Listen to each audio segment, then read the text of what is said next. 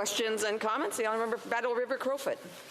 Thank you very much, Madam Speaker, and I certainly found it interesting, and how especially that member seems to do backflips in order to somehow blame Conservatives for the fact that that government, even though they have this coalition confidence and supply agreement with the NDP, that they are unable to get legislation passed through this place. Madam Speaker, I'm not sure if that member's forgotten, but he's actually a part of the governing party. He's a parliamentary secretary in the governing party, yet they can't even pass their own legislation. And the level of incompetence in terms of their legislative, their ability to pass legislation is certainly astounding and speaks to why our country feels like everything is broken. But Madam Speaker, very specifically, I have a question for this member that relates directly to competition. We are hearing that there is a sense, I believe the year is 1995, there's the fewest number of startups in Canada. There's a lack of confidence for entrepreneurs, for business owners to start, to invest capital,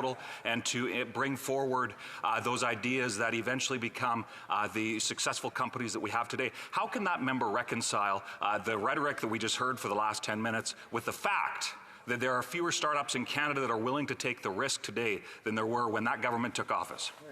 Honourable Parliamentary Secretary. Conservative facts. That was a very lengthy question, Madam Speaker, and I'd like to thank the honourable member for suggesting that I would be able to do a backflip, but the figurative backflips the honourable member was doing, I guess he's defending his party's filibuster of this legislation, which just dripping in hypocrisy to say that he stands up for Canadians but will speak and delay everything about this legislation. It's nice to him suggest that he'll vote in favour of ending this filibuster. I hope to see that when this motion comes to pass. Questions and comments? The Honourable Member for Nepean.